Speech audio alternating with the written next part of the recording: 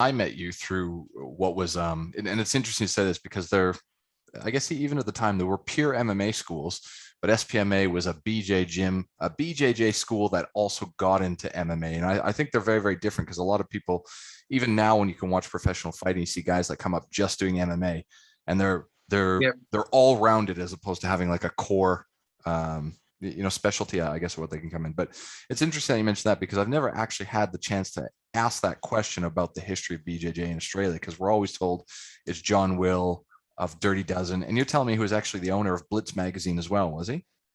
That's correct. He ended up selling it.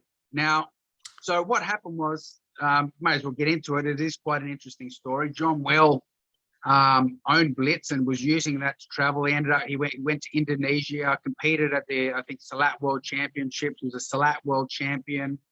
Went to India, wrestled in the pits of India, all sorts of pretty cool stuff.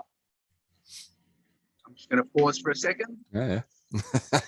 And around that time when he was running that magazine, now, I apologize, I can't remember, but apparently a Brazilian BJJ fighter came to Australia and put out an ad that says, I will fight anyone, no rules, for $50,000. So you put up $50,000, I put up $50,000, winner takes all sort of thing.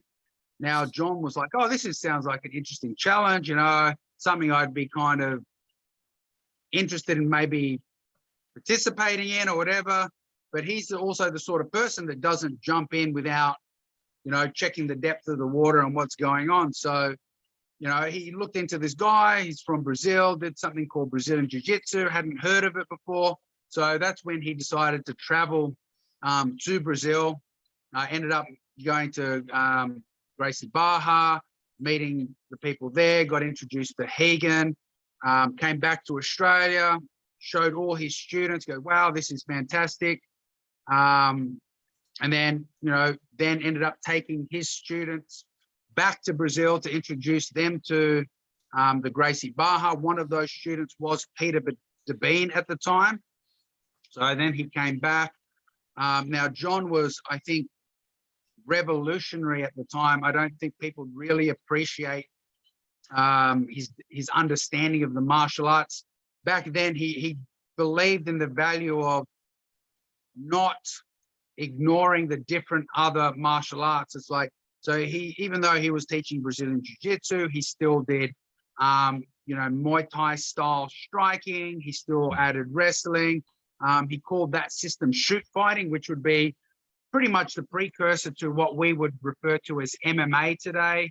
And at that time, Peter Devine goes, no, all you need is jiu-jitsu. And so he kind of broke away, ended up affiliating with Gracie Barra and, setting up the AFBJJ. But he was, John Will's student and introduced to BJJ through John. So John really is the father of jiu-jitsu here in Australia, bringing it over and introducing us to it through that kind of interesting story with the challenge.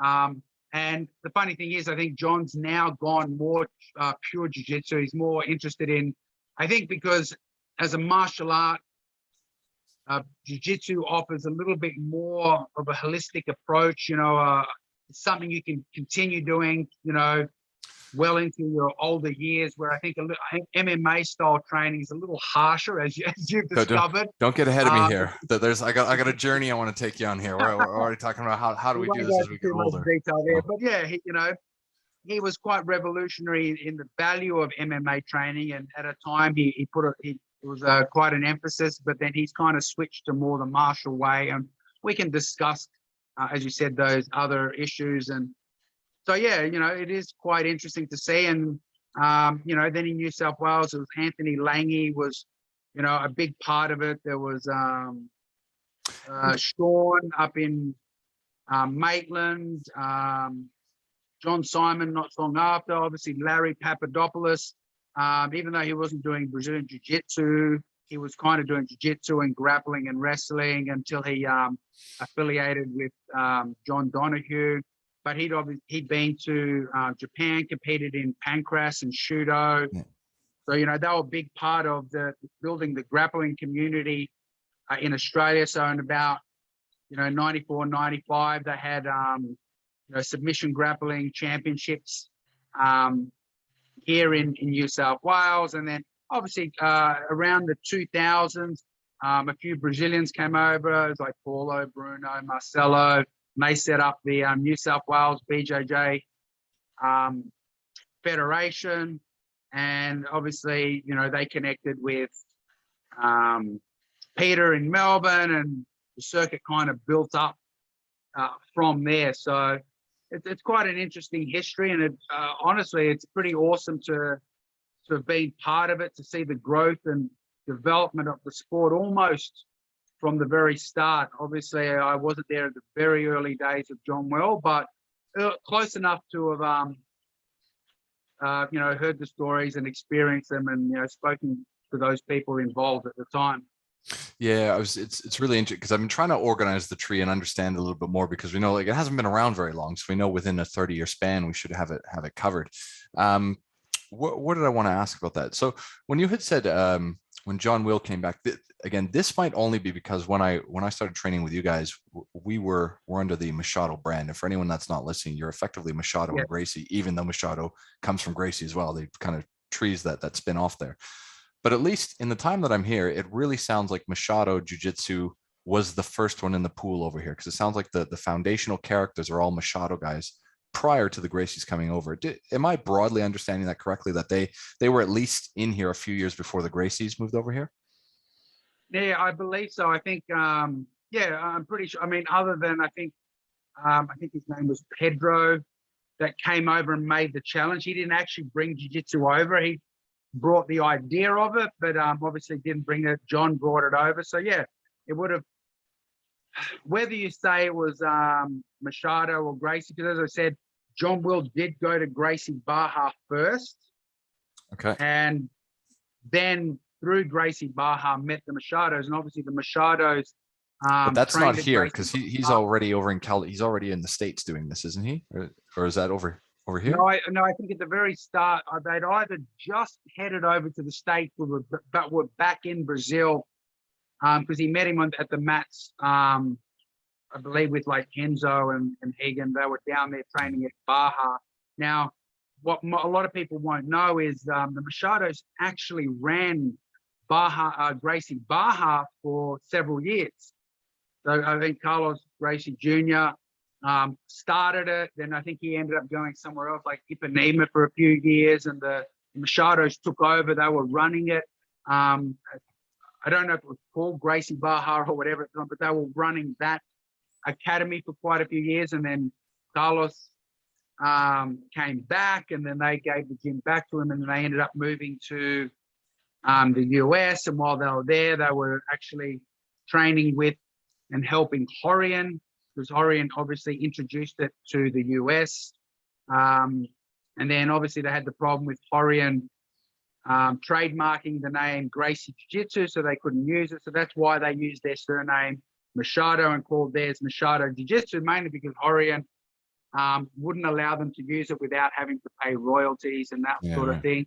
And that's also why you will find that all the other branches of Gracie Baja, Hickson Gracie Jiu-Jitsu, Gracie Humada, they all started creating their own Gracie name, because the term Gracie Jiu-Jitsu could only be used by approved people from Horian. So these people like Hickson couldn't call what he did Gracie Jiu-Jitsu.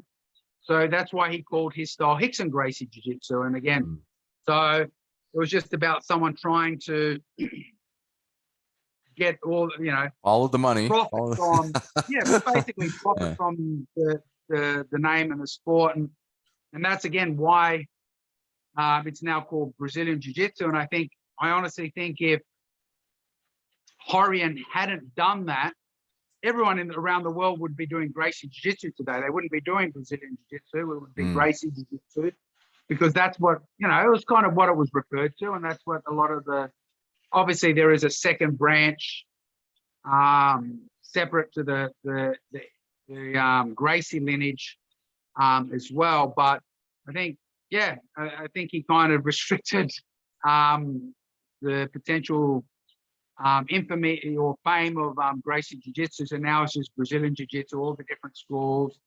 Even among Gracies, there's, like you said, sub schools with 7 brands of it. Yeah, it's hard to keep up with. Yeah, Gracie Pomada and all that sort of stuff. Gracie Oceana over here. So yeah, and that's kind of part of why teams started developing, and then different academies and associations built off that, as people wanted to obviously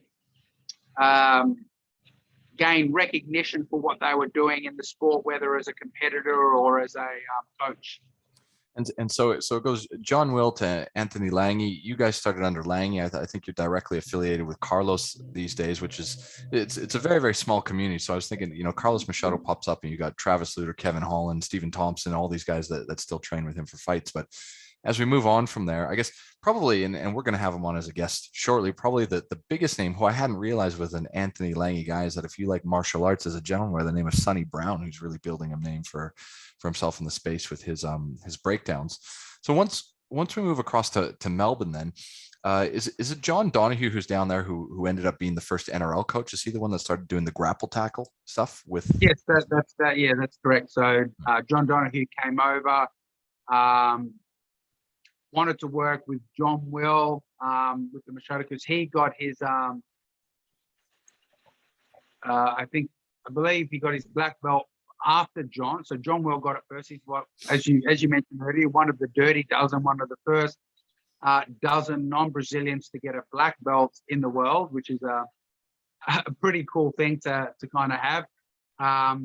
John Donahue was shortly after, I believe was like a Hagan Machado black training partner and student. He ended up getting his black belt from Hagan, coming to Australia, trying to work with John Will, and obviously for whatever reason, they didn't kind of get on. So he ended up going a different branch, affiliating with a different association. He kind of wanted to set up his own, like a lot of the Brazilians as well, wanted to set up his own association, get his own recognition for what he was doing. And through is he still a Machado affiliate then, or is he a Gracie guy, or does he brand himself with either one of these days? I'm trying to. No, it's actually off the he's part of the non-Gracie lineage. I'm having a mental blank on the team at the moment. Call them Globetrotters. Yeah. So it's the same team that Jose Aldo and that is part of. All right. Okay. Well, you're jogging my memory now. I can't remember off the top of my head. So how do we get to, because at the moment the best guys, maybe competition wise, but who are also doing the instructionals and demonstrating is, we've got the Absolute team, which is where Lockie comes out, and I think that's originally where Craig Jones has come out. Were they also part of the same Will Machado lineage in terms of where they've come from? I think some of them did come from that. There were obviously by that time there were Brazilians had come from overseas as well. So as I mentioned earlier, in the 2000s, we had those that came and first set up the New South Wales Federation, and then more Brazilians started coming over to Sydney, and then Melbourne, and then Perth, and then Brisbane. So lots of different Brazilians and Brazilian lineages and teams started coming over. And while I remember, it's Nova União is who John Donahue affiliated with. So, but yeah, different lineages. I believe Lachlan was at one stage training as part of the Machado lineage, and then ended up moving over to a different team, and then becoming part of the Absolute team over there, where they kind of started specializing in leg attacks, which they've become quite well known with. And obviously, one of the biggest names outside of Lachlan, Craig Jones, who's now B team, which is the best name for a training team ever. No, we're not quite good enough. Yeah, not far behind. But yeah, so it is interesting how interconnected everything is. Not just here in Australia, but around the world. So yeah. I mean, there's other guys, like I'm really surprised. Like I remember someone was telling me, I spoke to Dennis Roberts, who who is a BJJ guy, is part of our crew, who went and decided to go do wrestling. And then I found out apparently he was a wrestling instructor working with the AKA guys for a number of years before he's bounced over to Ko Terra's Jiu Jitsu club. So he's just kind of like literally gone from higher to higher to higher. And it's I don't know, frankly, I find it fascinating that through this web of lineage, you know, you can reach out and touch, you know, like Cain Velasquez or DC or someone along those lines. I think that's pretty fascinating. Yeah, it is pretty cool. As I said, and look, you know, I've been involved, thankfully, in both the MMA and the jiu-jitsu scene, and I've, you know, managed to make many great connections. I mean, having fought in the same event as Mario Sperry in the first event in Australia, and then having met Mario, and then Paul Bustamante, and then Paulo Filho, and all these different other people through the MMA, and then through my jiu-jitsu, you know, having met Marcelo Garcia, John Donahue.